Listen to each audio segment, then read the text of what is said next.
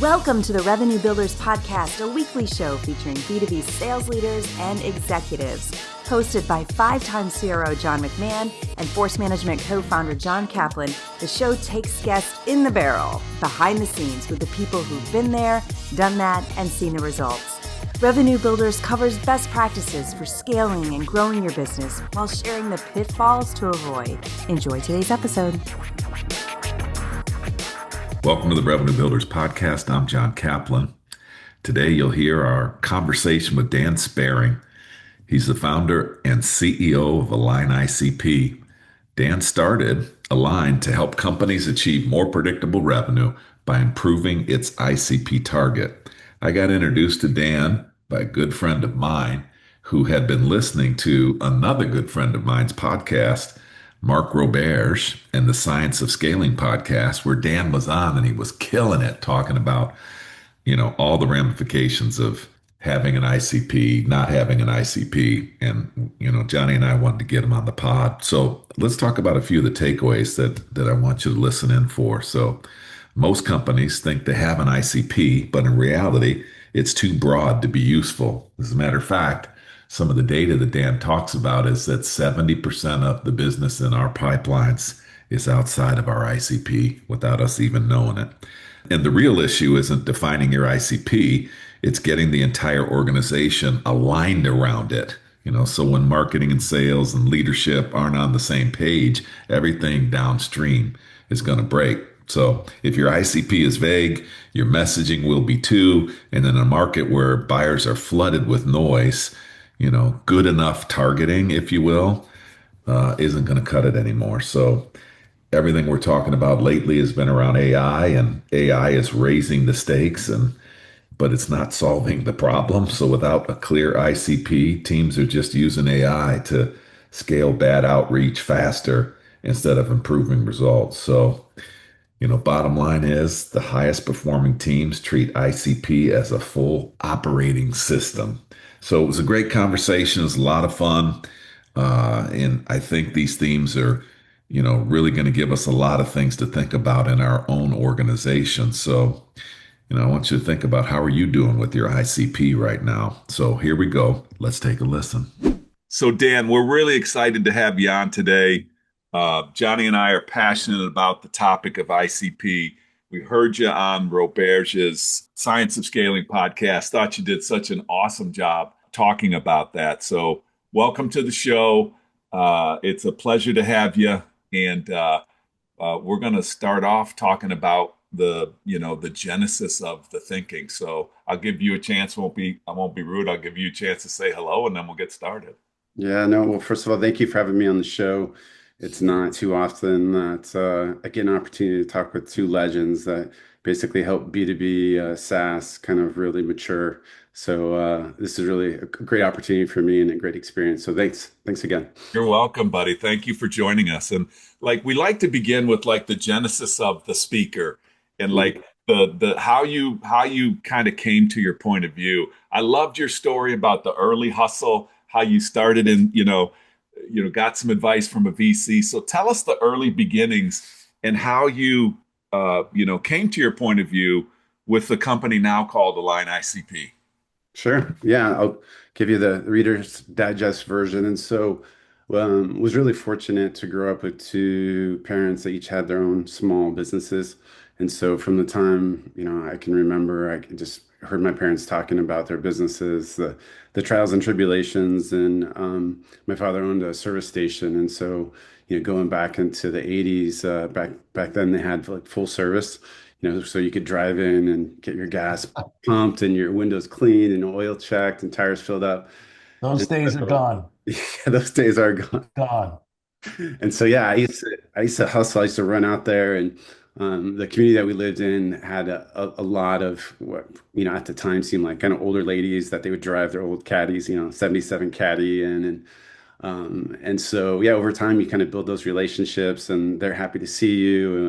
And yeah, and so gosh, probably back in 1983, I was making $15 a day in tips, which, now is probably more like $45. And so yeah, on that journey, a lot of the ideas and principles that I just experienced growing up definitely were identical as I started to work in B2B software and started to work with customers and kind of there was a lot of pattern matching there in terms of the same ideas and concepts.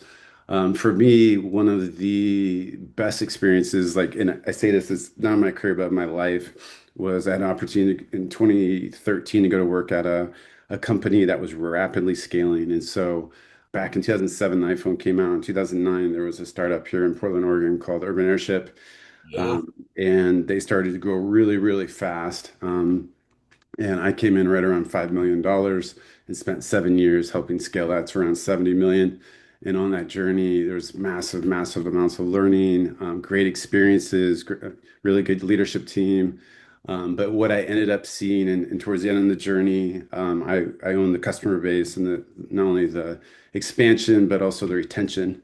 And I was asked by our CEO to put together a plan on how are you going to scale the business, and understanding I didn't own acquisition, you're left with, a finite set of customers. And so when you start to get really deep and looking at revenue in a subscription business, there's a couple of things that become very apparent. One is timing's everything. So meaning that if I win like a large expansion or I have churn in the beginning of the year, I pay for it sequentially in every single month Yeah. remaining in the year. That's like one huge learning. The other learning was because of that timing issue, there's really no way to sell out of churn. And so when you look at, for example, you sell, $100,000 deal, or let's just say a $120,000 deal from a rev rec perspective, chances are you're getting, call it 10,000 a month. And so your ability to really grow revenue is really compromised in a 12-month plan. And so as you start to get deep in looking at revenue, what happens is you start to see like, hey, bookings, how we are measured and how most go-to-market teams are measured don't necessarily translate directly into ARR growth and like sequential ARR growth. So on this journey, what eventually happened is I started doing a lot of win-loss analysis, and then I moved to another company that was growing really fast because of COVID. And what was pretty fascinating about that story was at the end of every quarter, I do win-loss analysis. And then I'm not sure if you guys remember, but there was a vaccine that came out, and then we had like Delta, and then there was a vaccine that came out, and then we had Omicron. And what that did was it gave me very clear signal in terms of what was causing our churn. And so, for example, when the vaccine would come out, our churn would spike. When there's a new variant that came out, then our churn would drop. And so all of a sudden I had this very clear picture of what was going on. And what the shocker was on this journey was that in the quarters where we crushed it, like we had 400% year-over-year growth, we were high-fiving and celebrating, not realizing that like 90% of the customers that were close won were outside of ICP. And so that period of time created a situation where I had this great signal. And then what it made me realize is that and I'm intentionally using the term, as revenue leaders, what happens is we tend to optimize for bookings, and then revenue is kind of an afterthought. And Yeah. so eventually had an exit, had about 2 years where I could just focus on this problem, and then eventually stumbled on kind of an early version of science of scaling. And what Mark Roberts did that was just absolutely brilliant was he separated the term he uses is product market fit, go to market fit. So he separated those two things. When you separate those two things, all of a sudden everything comes together and you can actually really understand the system, which is go to market. And so that is the software that we've built effectively. Tell us a little bit about what the software does, Align ICP, and then I want to go back to the splitting of the thought there because I think that's so powerful. So tell us, who you guys are, where you are, what do you do, that type of thing. Sure. Yeah, we're an early stage software company, and we exist for one reason, which is to help revenue leaders create more efficient, more predictable growth. And the reality is you can't do that unless you have the entire go-to-market aligned. And so we as I'd call revenue leaders, we're always talking about alignment, but I'd argue we don't really have like a great way of achieving that. And it's not surprising considering that we all have different tools, different KPIs we're measured on, like what could go wrong, right? And so, so the idea or around our company is that within every customer base, there's a certain type of customer that has really strong product market fit. And if everyone on the go-to-market team understands who those customers are, what their attributes are in common, there's an opportunity to not only build better product, but do better marketing, more effectively educate the sales team, and as well as the CS organization to make sure that they can do a great job, not only supporting, but investing time and energy in the customers that are to contribute to our future growth.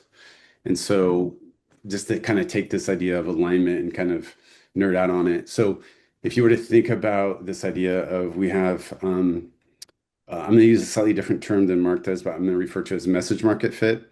And that is defined as where are we the most successful closing new logos? And then you think about this idea of product market fit, like where do we have happy customers that expand and grow over time?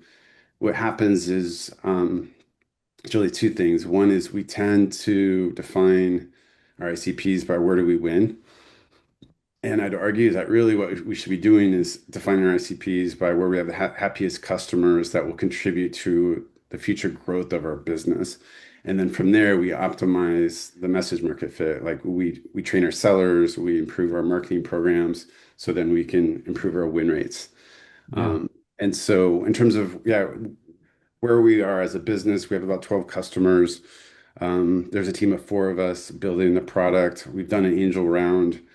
We're in accelerators, or we're in a local accelerator, an AI accelerator, and then we're also trying to close a couple more deals before we do like a seed round in terms of company building. That's good, Dan. Thanks for that. So, but let's back up for the audience a little bit. Let's just Sure. talk about what goes into an ICP. So we just start from the ground floor, and then from there, I'd like to build up Sure. to really educate the audience. So let's talk a little bit about what do you think goes into creating an ICP? There's a couple different things that maybe if we kind of zoom out for a second and then we can go into the details. And so today, when you think about go-to-market, at the heart of every go-to-market team, you have a CRM. And that CRM has a bunch of data objects in it. And those data objects aren't really structured in the way that we need them. And then what happens from there, and so there's people that refer to that CRM as a system of record. And then there was another gal on your show recently, the founder of Sixth Sense. So she talked about a system of action or a system of engagement that sits on that CRM. And so the problem today is we're missing an intelligence layer between those two pieces. And what's happening is it's devastating not only our teams, but it's creating bad customer experiences. And then it's also, I'd argue, damaging our brand because we end up inadvertently selling to the wrong people. And then finally, it drives up, our customer acquisition cost. And so really what we need is a system of context or a system of intelligence, a revenue intelligence that helps us really understand which segments are really driving the growth and the valuation of our company. So once you get into the system of context, then this is where Mark's models work really well in terms of product market fit, go-to-market fit. The other thing that is foundational is market sizing and health. And so you need these three constructs as the foundations. And so as you start to double click into like, okay, Dan, where product market fit, what's the best way to quantify that? It always starts with use case. And so that construct of use cases in B2B SaaS, I'd argue is missing from like 90% of CRMs. And so what's interesting is there's the clients that we worked with that their SDRs capture use case during the qualification process. So think like MQL or sales accepted lead, like in that realm. And then they also capture it when the AE is closing the opportunity, close won, close lost. So the use case is where we typically see the strongest signal. So once we have a use case, then what we do is we take bookings data and use that to create a revenue model. And once we create that revenue model, then we can calculate things like net revenue retention, logo retention, lifetime value. And so those are kind of the core constructs in which we anchor the ICP in. It's, as Mark talked about, this idea of product market fit. Now, you came from a background of customer success. I mean, that really is kind of where you started your career, and you had such a great affinity and appreciation for how the customer is using the product. So the fact that you're starting at a point of view of a use case, I think is really important and key here.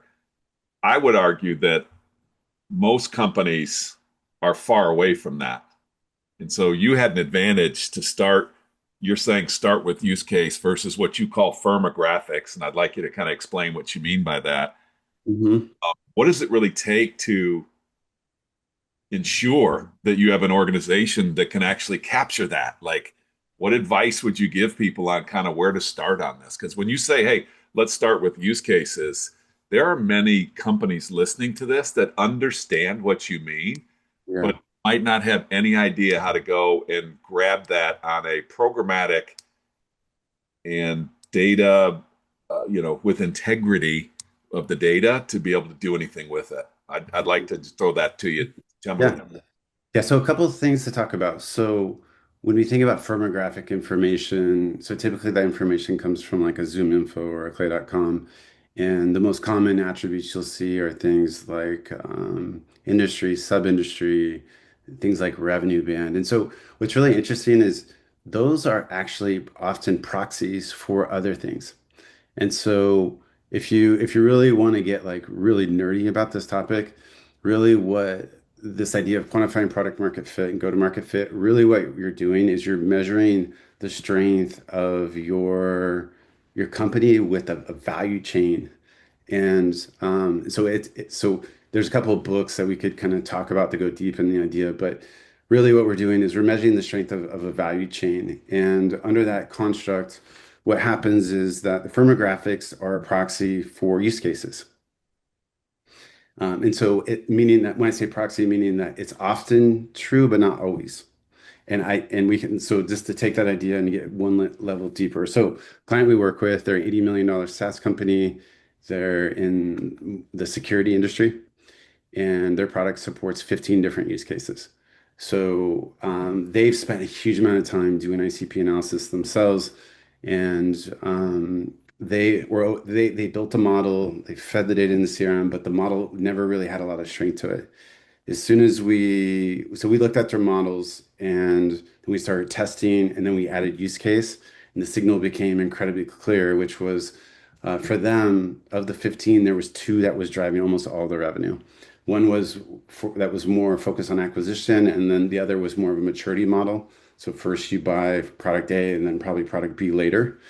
And so going back to this idea of firmographic data, so um, it's valuable and there's a lot of things that you can do with it. Of the different types of firmographic data, the vertical is very important because typically certain verticals buy for the same reason. And so think of it as a proxy for use case. And then the other one in terms of revenue band, the reason why that is it's an area where there is a lot of signal is because and these are like rules of thumb. And so as you get into bigger organizations, they typically like to buy solutions with less layers of the value chain. Whereas if you're like an SMB, you don't want to buy 15 different solutions and stitch them together. You just want one that does everything. Really, ultimately, what the revenue bands do is they give you a way to measure which layers are important within the value chain for a specific market.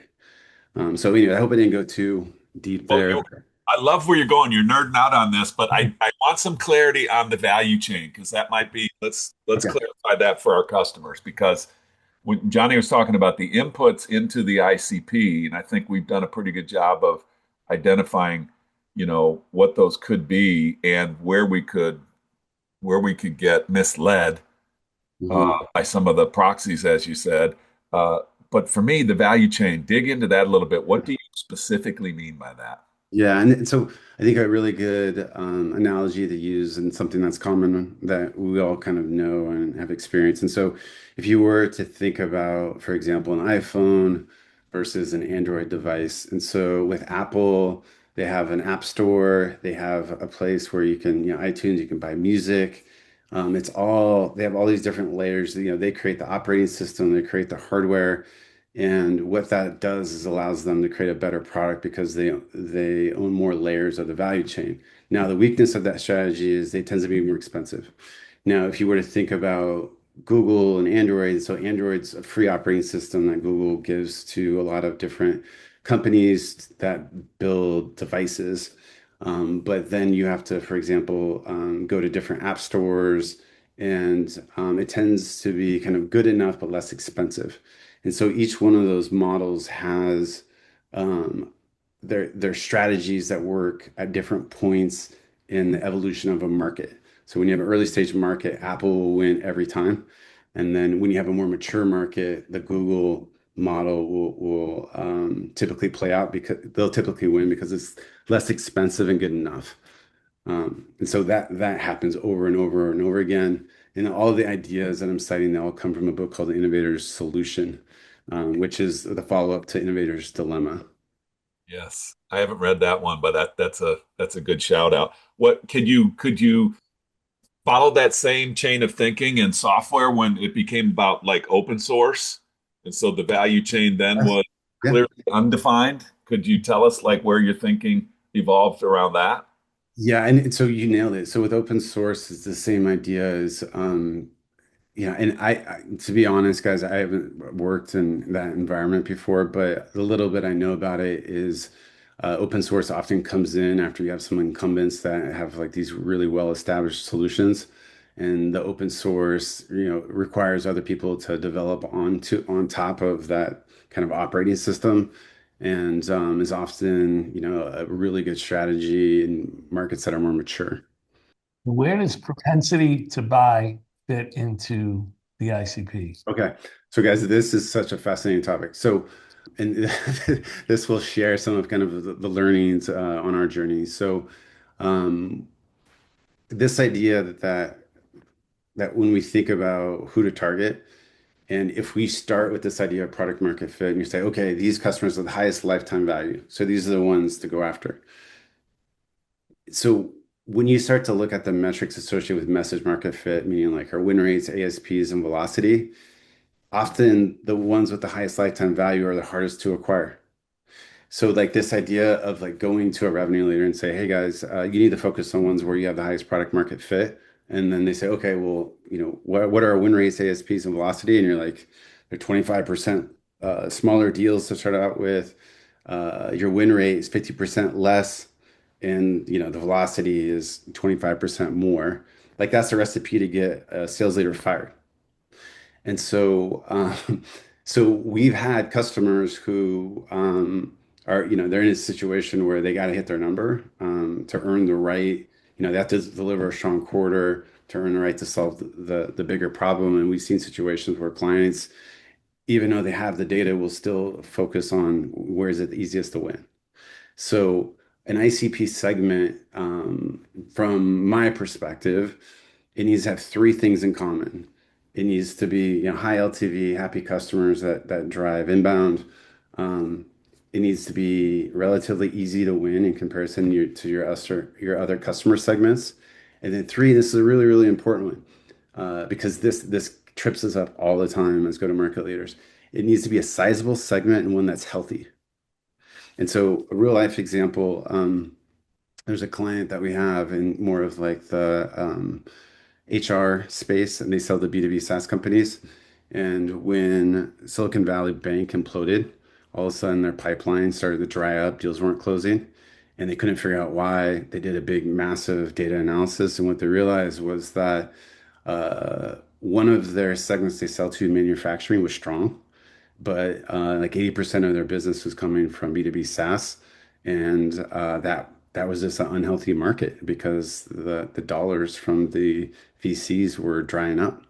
And so if you believe that markets are dynamic and constantly changing, I would say that we need to be thinking about measuring, the health of the market that we're selling into, and is it getting worse or better, and what are the implications for our business?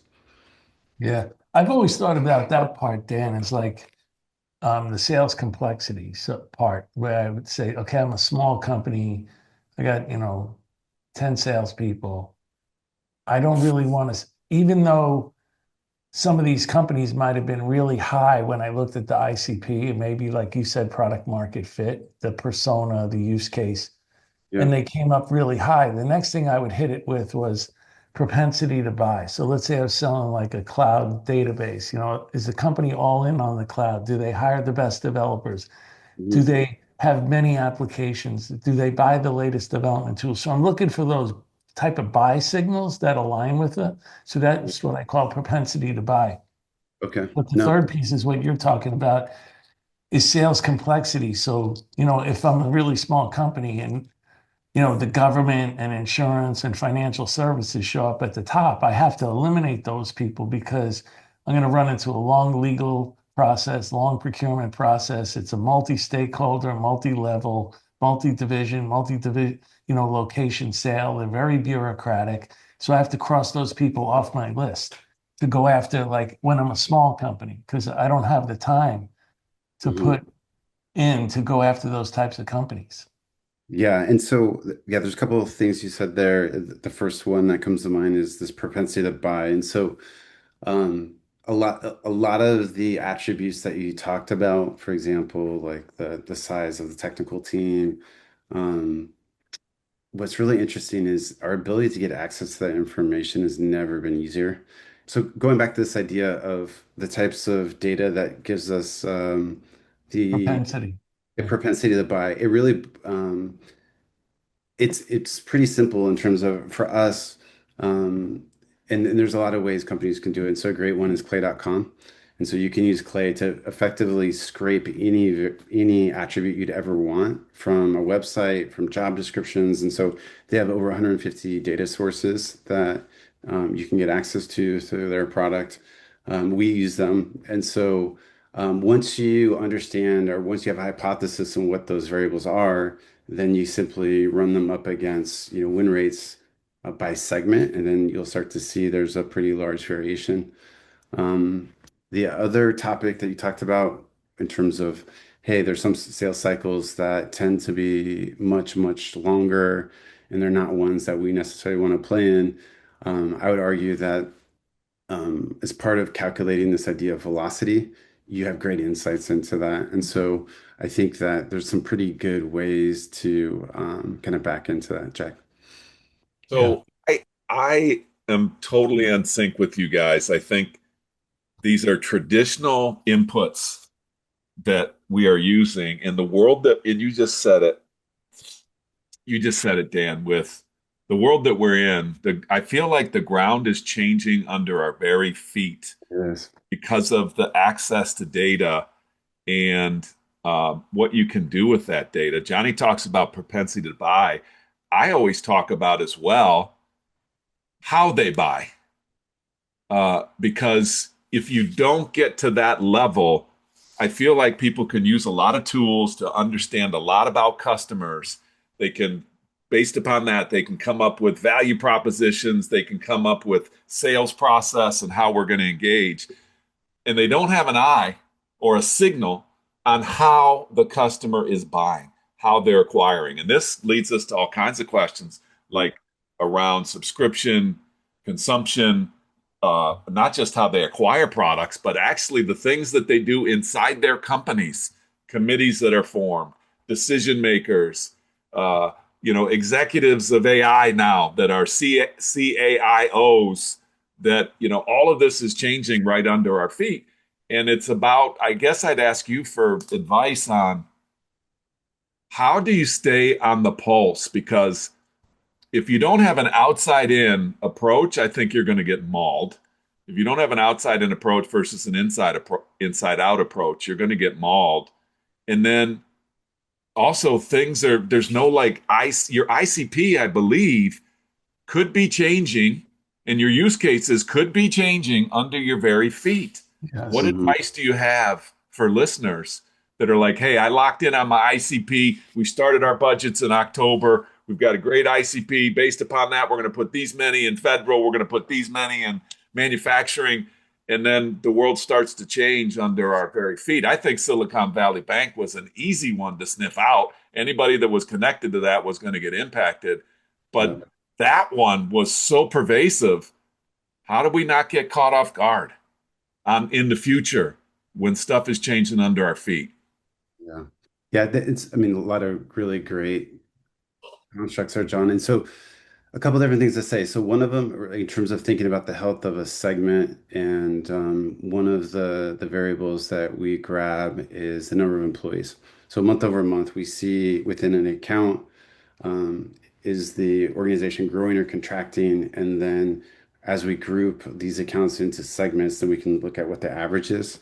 And so that is a really kind of interesting way to start to get ahead of like, is the segment healthy or is it contracting? Now, your point related to like our personas changing, I've lived that firsthand. And so I used to work at a company called Web Trends, and they were founded as an organization that sold to more IT developers, and then over time became a marketing buy.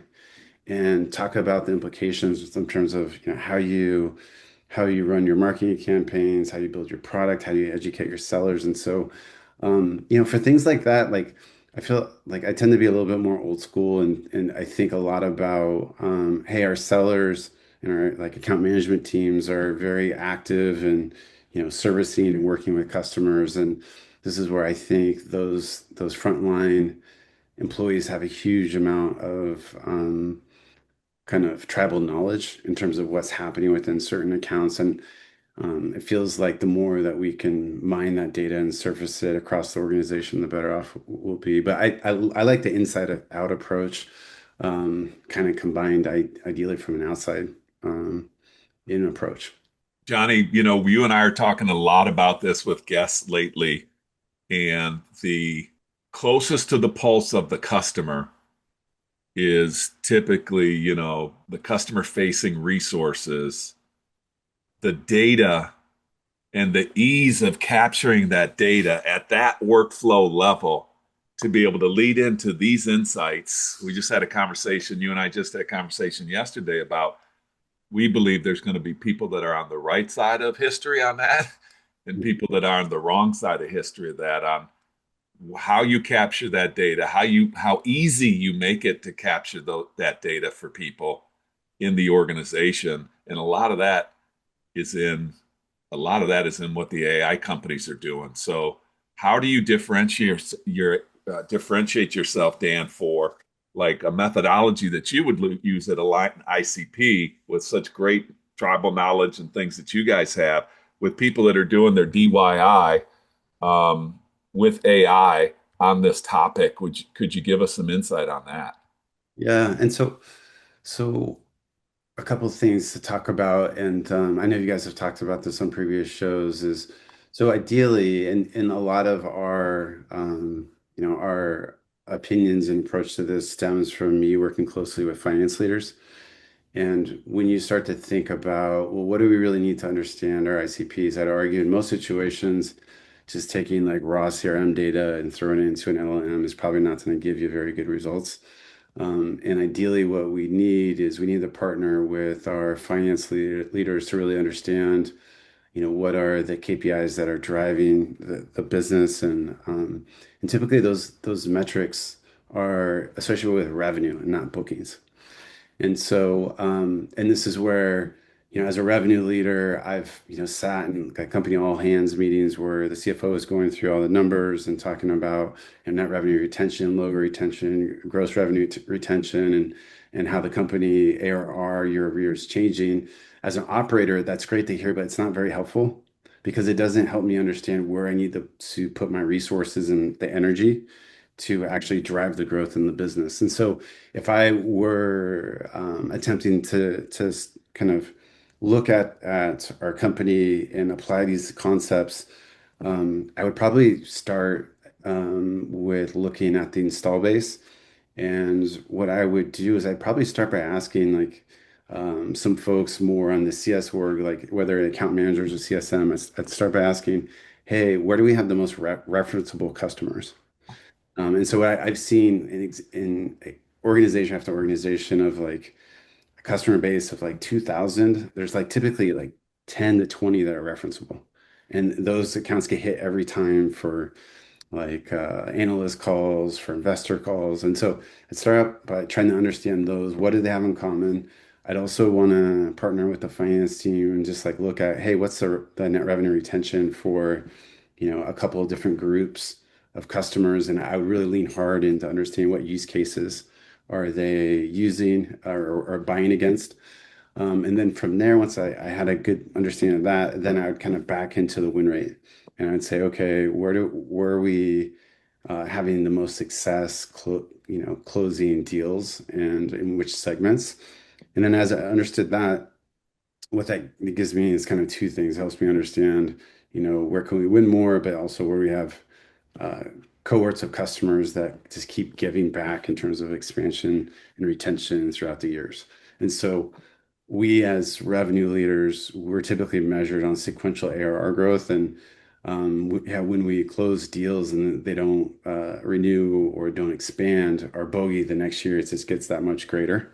And so yeah, so thinking about that full life cycle is everything. I like that dollar retention almost by use case, by persona, by company, by vertical. And that'll start to show a lot of very pertinent information. Yeah, and John, one thing to add to what you said is typically what we see is the personas are massively different amongst segments.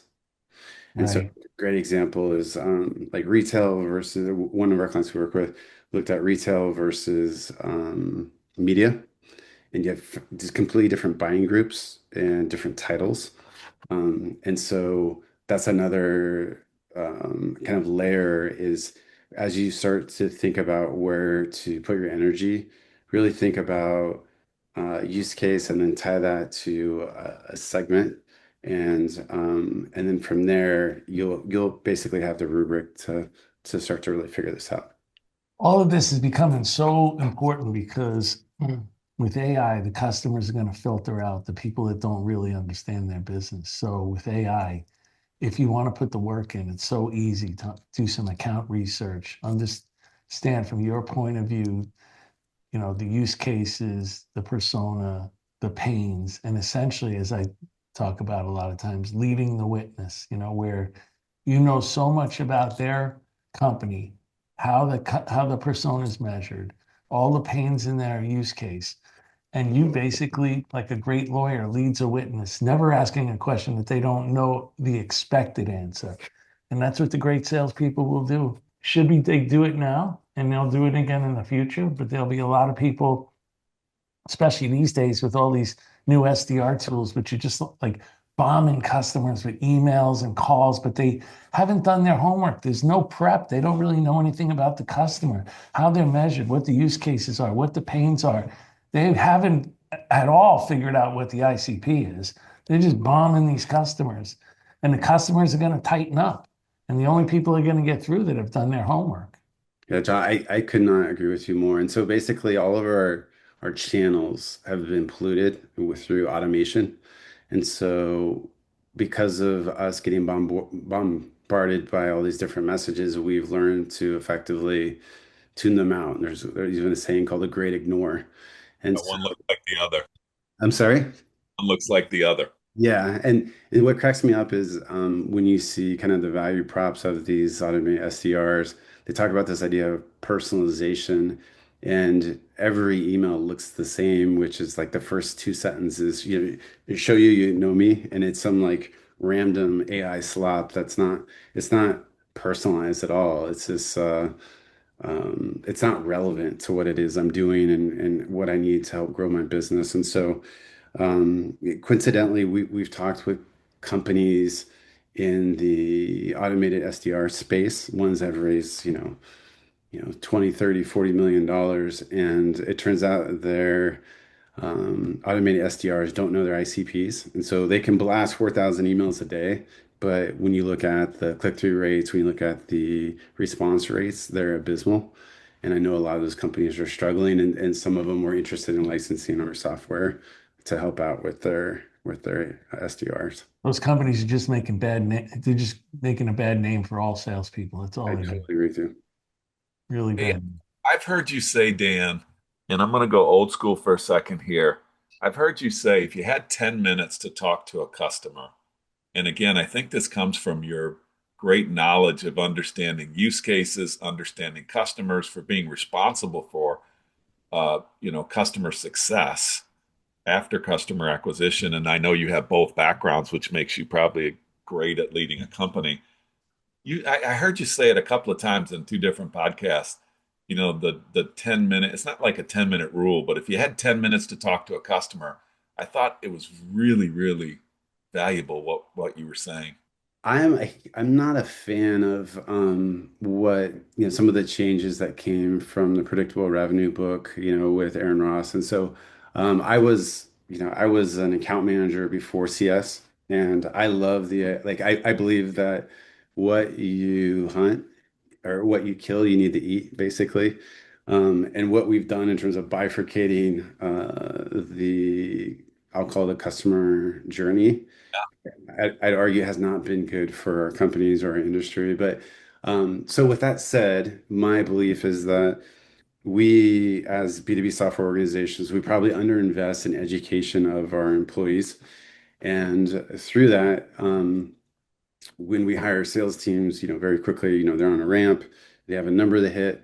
And I'd argue a lot of the new business AEs don't really get the opportunity to actually work, side by side with clients and really understand how they extract value from your software product.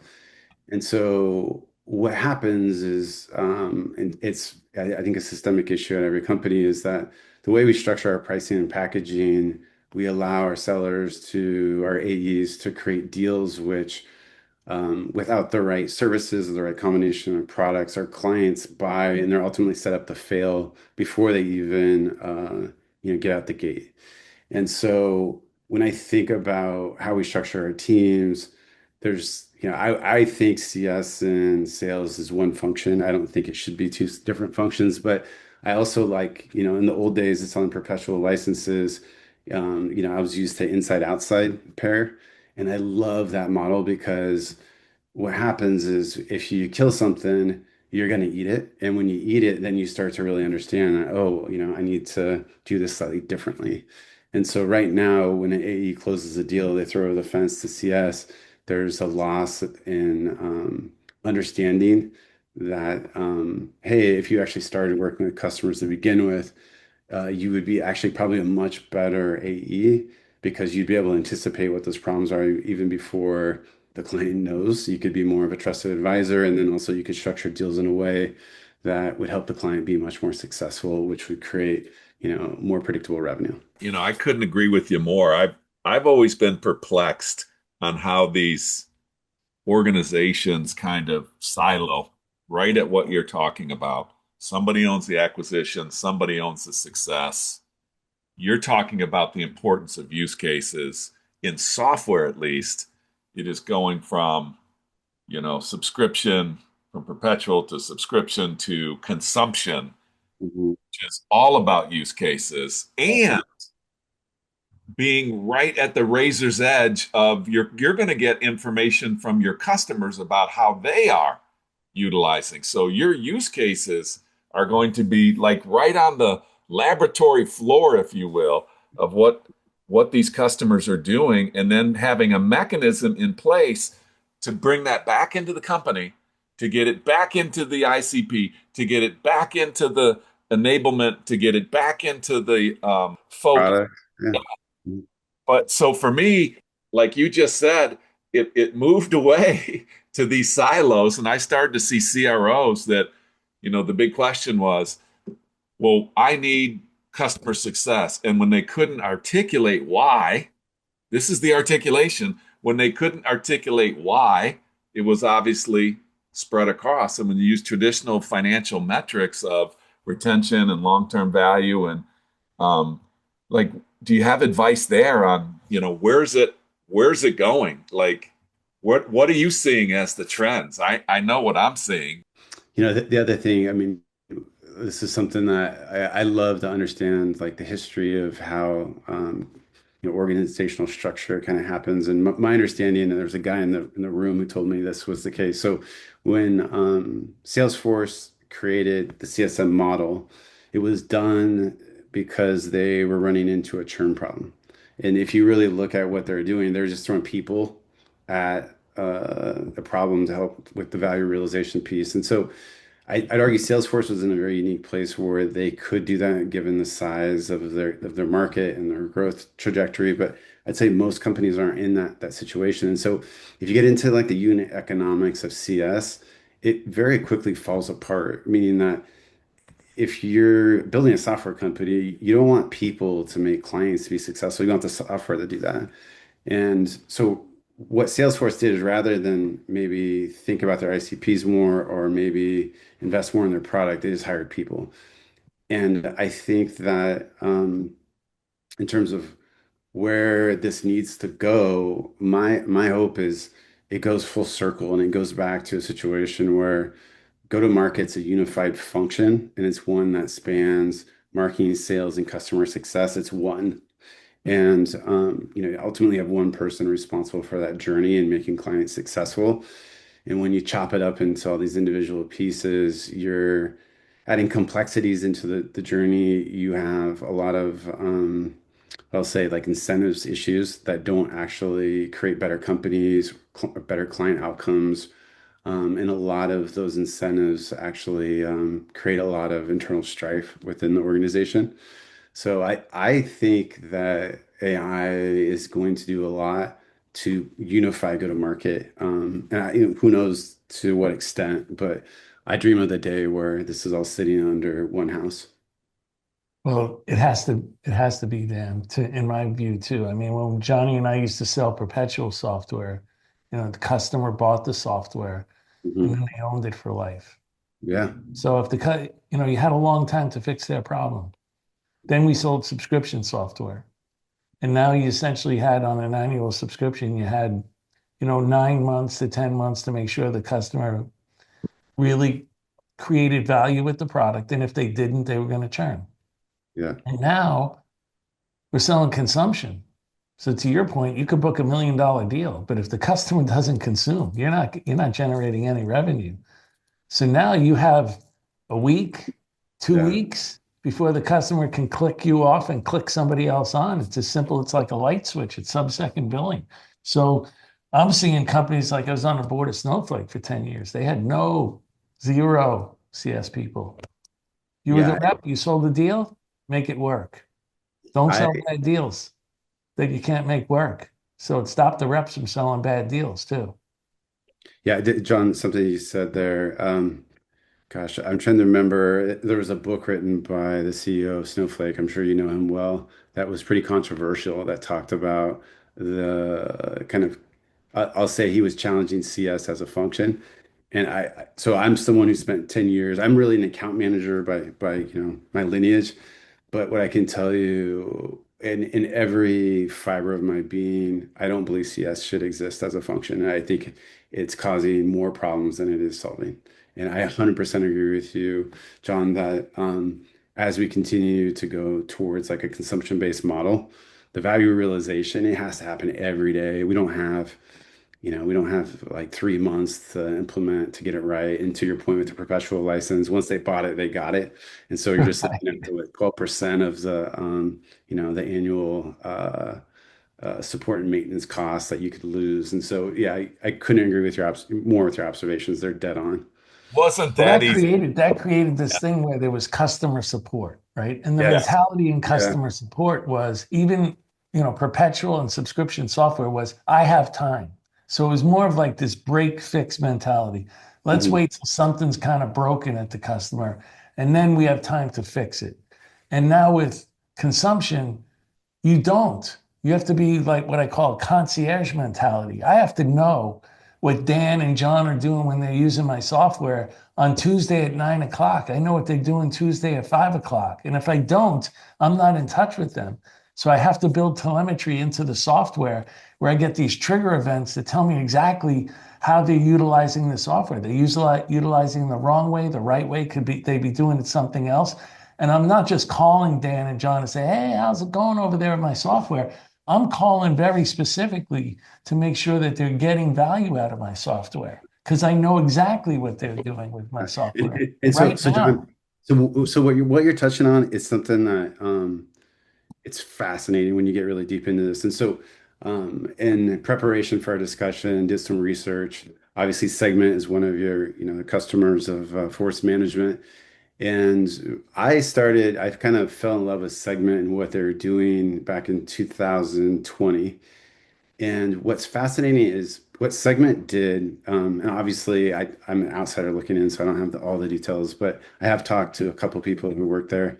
But one of the beauties behind Segment was that because they had a PLG motion, I'd argue it gave them a lot more telemetry than most B2B companies. And so going back to this idea that, hey, your CRM is really killing your growth. The reason why it's killing your growth is with a PLG motion, you have tools that allow you to understand the cohort, what features they've used, which ones they have not, and then you can actually see the business outcome, like they churned or they renewed, they expanded. In a more traditional B2B sense, where you don't have a PLG, it's just SLG. What happens is the product usage and the commercial, the growth, the revenue, they're completely bifurcated. And that bifurcation kills us as revenue leaders. Absolutely kills us. The other thing that was killing Segment was they actually were restarting sales campaigns. So they had the insights. And when they had an opportunity to go into the enterprise, it was a different persona. The Exactly. buyer was completely different. That's And fast. so and so what it I thought what they did to solve the problem was amazing is they started to back up and include the personas even in the product led growth earlier and set the stage for where this was going to go. I thought they did a great job of it. But the reason why we were called is Mhm. they got stymied from PLG into enterprise and they were stymied. They were like, our sales cycles, like they act like they don't even know us. And when we dug into it, they're like, they don't know you. Those Okay, I buyers never knew. on that account do not know you. Okay, I never knew. And so there was a seller that I know that used to work there, and then there's the CMO who I met once. So I never knew there was that jump in buyer personas. But my experience as like a revenue owner and one that tries to sell things to new personas, it's almost like a complete new logo motion. It It's was.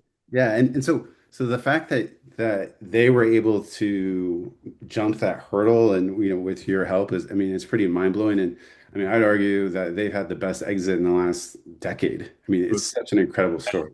It was a good one. So we're sitting here, we're having a great conversation about changes in ICP, how fast that's changing, how to put telemetry to get indicators to help us with personas and ICP and usage. I want to sit in the seat of a seller for a second. When I'm listening to all of us talk for the last, 50 minutes or so, and I'm like, one thing is clear for me and this is something, Dan, I think that you really bring to light. And I'm not sure we did it today on the podcast, but I know this is your mantra, is like stay as close as you can to the use case. Stay Hmm. as close as you can to the use of your product, how people are using it, why they're using it, what problems they're solving, how they're saying that they're solving it differently or better than anybody else. And no matter where you sit, whether you're in a traditional acquisition motion or a traditional customer success motion. And by the way, we've had tons of podcasts. We've had 300 or so since Johnny and I started. We've had people on that would make a great argument on, the customer success people are completely different skills, and this is the persona of those people, and this is the success profile. As we're talking about these things potentially coming back together, advice I'd give to anybody listening: you don't buy anything without really understanding how you're going to use it today. You don't yourself.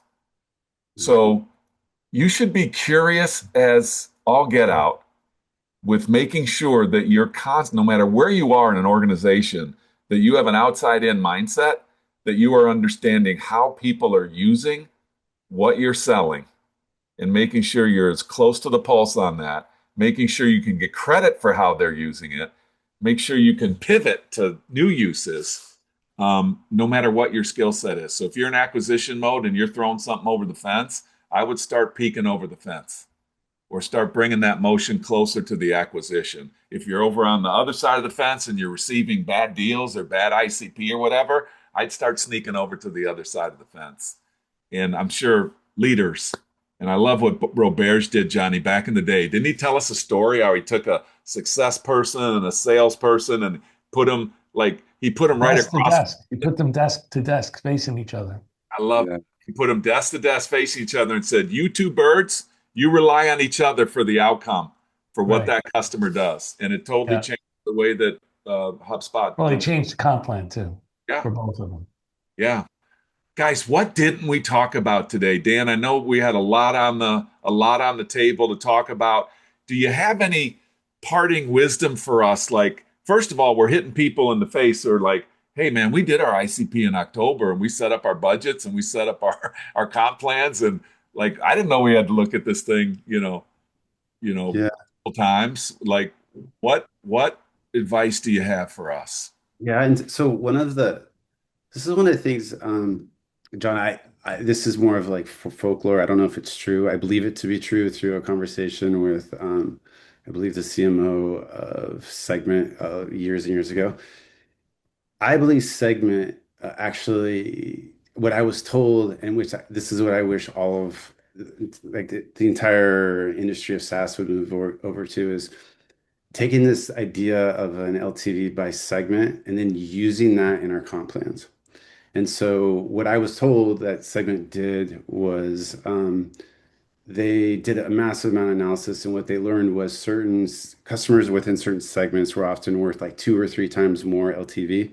And just to, as someone that's heard LTV forever but never really operationalized it, LTV gives you the construct of it factors in retention, thinks about expansion, gross margin, and it's kind of a proxy for profitability, and it's an estimate.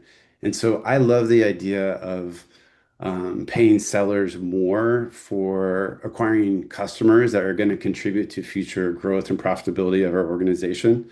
And calculating that number, like if you give a finance team enough time, they can do it. We do it as part of our software. But at the end of the day, I think that does create the right incentives for the sellers to focus on, hey, like we want them to be like, like I know when I say this, like it's not always true, but thematically, what we want our sellers to be is a hammer, right? And we want them to get leads that match a very specific profile, and we want them to just be machines in terms of closing every deal they can.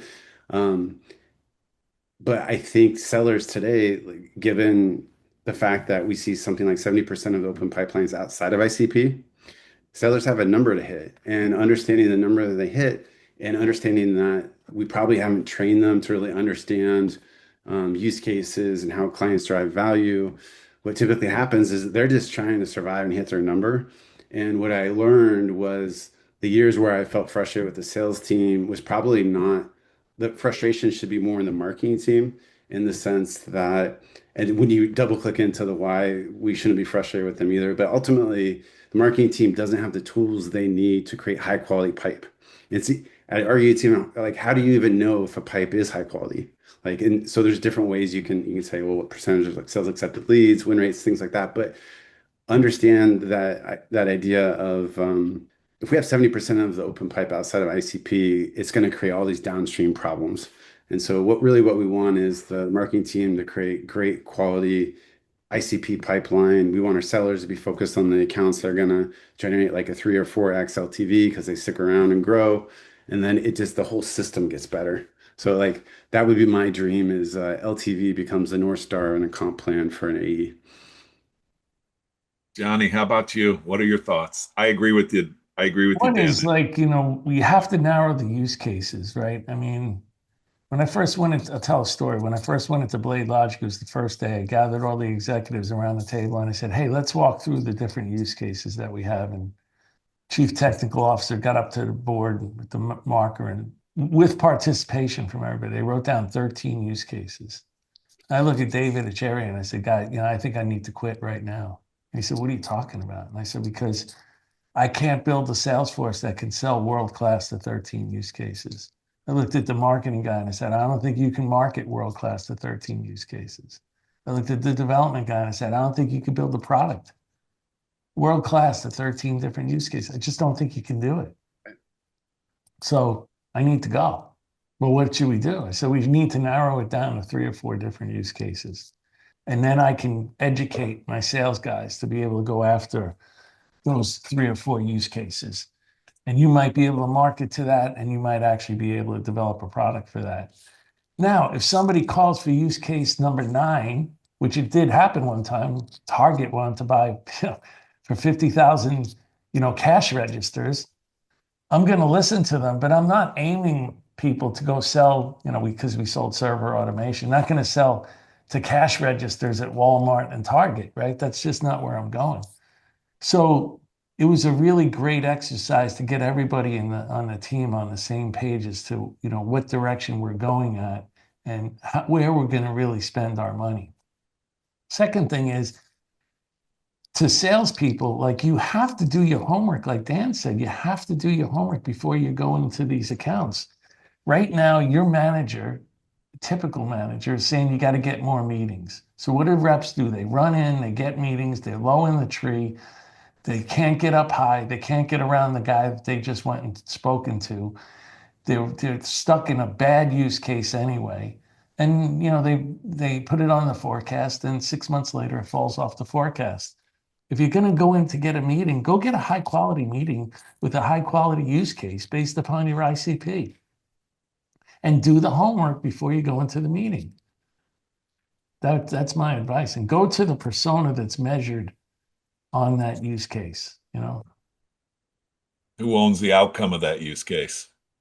Because Yeah, like the what guy you're that's saying, measured. Johnny, At the end of the day, no matter what use case it is, anywhere in the organization, you can ask whose job is most affected by this use case? Who suffers the most when this thing does not go right? Who's the person? There's always one person tied to that measure. And that's where you want to go.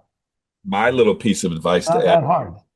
to add on to the great advice that you guys have added, if you're listening to this, your use case probably has a technical parameter and a business outcome parameter. And typically, those aren't the same people inside of an account. And I think the greatest sellers on the planet today are the ones that are positioning themselves right in the middle. They are taking technical capabilities, technical use cases, and turning them into business outcomes. And with that, those dynamics, you can look at a deal right today. You can say, what's the biggest business impact of your solution? And a lot of times people will answer me with a technical answer. I say, that's fantastic. I don't discount it. You have to have that because you're differentiating at the technical required capabilities level. You have to do those things. If you're leaving out the business outcome piece, you're at risk. And even in SaaS today, like we're talking about the great SaaS apocalypse, that we've been experiencing, or whatever that really means. I think what it means is that customers are asking questions are, if we've got all this AI going on, do I really need this number of licenses to do that if you're going to use AI to extract out of there? And so I think this whole thing for me is being right in the middle of where technical capabilities meet business outcomes. If I could give you any advice, that's pretty good ground to be standing on right there. Well, you don't even need the numbers like we've been talking about, like Dan and you and me have been talking about LTV and net dollar retention and all that. That's really good for the executives to figure out and how to modify the ICP. But if you're a sales rep, you can pretty much figure out where the big business outcomes are, like you talked about in the value realization. Who's doing the biggest deals in the company, and what are the use cases? I don't need to know much more than that to know that's where I need to go. It's the old Jesse James thing. Why do you rob banks? Because that's where the money is. But I don't want to blow over that, Johnny, because we had Steve Waugh on. You've told me a number of times that you went to people like Steve Waugh when finance is giving you numbers and everybody's giving you numbers. Your old school way, which I loved, was let's go find out what the most successful reps are telling us. Where are they going? Yeah. Who are they selling to? How are their What's the use case? What's the business outcome? How'd they get a big deal? Why did the customer want to spend that kind of money? great place to start? Yeah. What'd we miss, Dan? It's funny because I'm sitting here listening to this discussion, and the deeper we go, the more clear that I'm standing here with greatness. And so, Johnny, some of the things that you talked about just in the last maybe 2 minutes were pretty. I mean, talk about advice, being worth gold. I mean, I couldn't agree more with you about this idea of use cases and personas, and really stitching that together to really, grow your book of business and crush your number. And so, yeah, there was so much brilliance under what you just said. It was really amazing to hear. About me, John, not you. No, I was talking Johnny. I was talking to Johnny here. All right. Thank you, Dan. Sorry, Cap. I'm gonna clip this part of the video and send it to Kaplan. I knew you were, buddy. I knew you were. Well, Dan, thanks a lot for joining us. Really appreciate it. And good luck to Align ICP. How people could just find you by, what are you, How do we find you? AlignICP.com or .ai or? Yeah, and so yeah, we are getting picked up by the various LLMs, but yeah, the easiest way to do it would be just AlignICP.com, and then you can hit me up on my email account, which is this Dan@AlignICP.com. Perfect. Well done, buddy. You killed it. Thank you. Dan, Cap, thanks a lot for joining the Revenue Builders podcast, and thanks to everyone else for listening to another episode of the Revenue Builders podcast. Thanks for listening to today's episode. If you enjoy the content, please subscribe, rate, and review the show to help us reach more people. This show is brought to you by Force Management, where we help companies improve sales performance, executing the growth strategy at the point of sale. Check out forcemanagement.com for more information.